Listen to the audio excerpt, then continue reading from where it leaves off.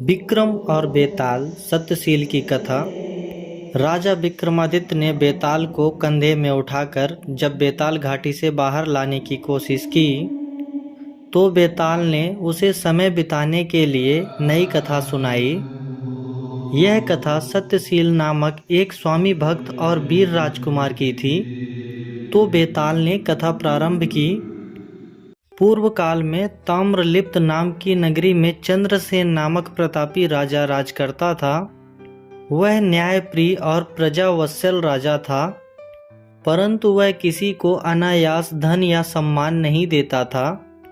उसकी सेवा में सत्यशील नाम का राजकुमार उपस्थित हुआ।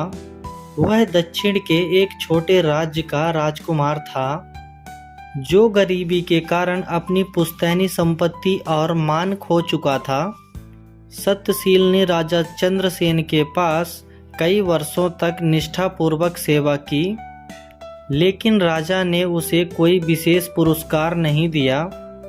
फिर भी सत्यशील अपने कर्तव्य पर दृढ़ रहा। एक दिन राजा चंद्रसेन आखेट के लिए जंगल गया। उसके साथ सत्यशील और अन्य सैनिक भी थे।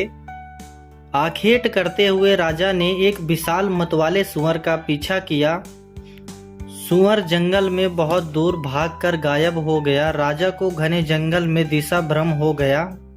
सैनिक भी पीछे छूट गए, लेकिन सत्यशील भूखा प्यासा होते हुए भी पैदल चलते चलते राजा के पास पहुंच गया। राजा ने उसे देखकर पूछा, सत्यशील, क्या तुम रास्ता जानते हो?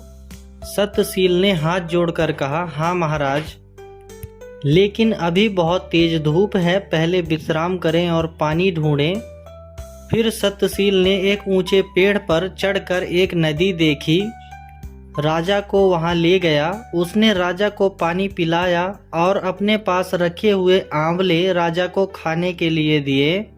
राजा ने उसकी निष्ठा देखकर सोचा कि ऐसे सेवक का सम्मान जरूर करना चाहिए। राजधानी लौटकर राजा चंद्रसेन ने सत्यशील की स्वामी भक्ति का वर्णन सबके सामने किया।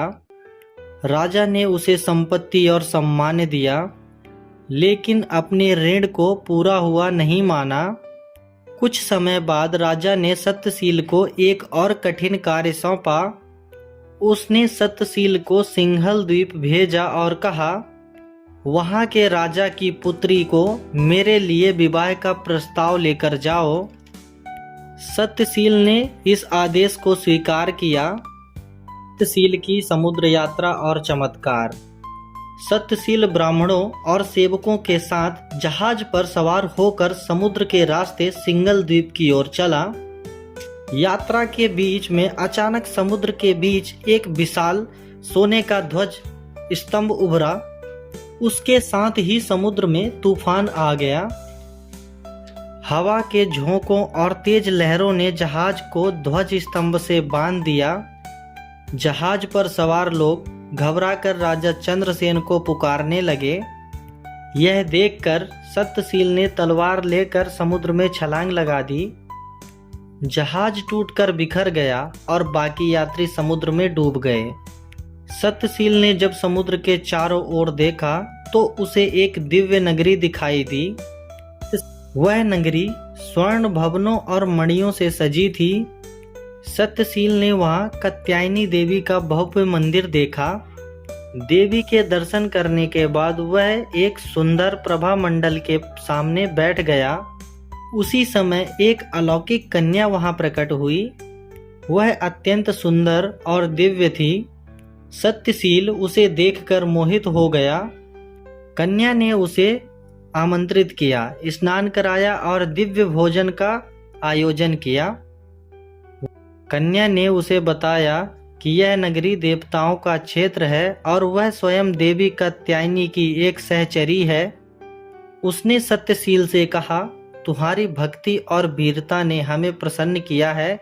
देवी का आशीर्वाद लेकर अपने लक्ष्य की ओर आगे बढ़ो।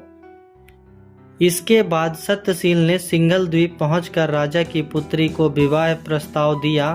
राजा ने सत्यशील की वीरता और गुणों को देखकर अपनी बेटी का विवाह चंद्रसेन से करने के लिए सहमति दे दी। सत्यशील विवाह कराकर राजा चंद्रसेन का आदेश पूरा किया। बेताल ने कथा समाप्त करके राजा विक्रम से पूछा, राजा चंद्रसेन ने सत्यशील को पहले उचित सम्मान क्यों नहीं दिया और क्या राजा का व्यवहार सत्यशील के प्रति उचित था? अगर राजा विक्रमादित्य इस प्रश्न का उत्तर देंगे तो बेताल फिर उड़ जाएगा, लेकिन अगर वह चुप रहे तो उनकी निष्ठा पर सवाल उठेगा। इस कहानी में सत्यशील की स्वामी भक्ति और साहस का संदेश छिपा है, जो बताता है कि सच्ची निष्ठा और परिश्रम का फल देर सवेर जरूर मिलता है। यदि हम सच्चे प्रेम से, निष्ठा से, लगन से कोई काम करना चाहें तो उसे हम जरूर पूर्ण कर सकते हैं। इस कहानी से हमें यही सीख मिलती है।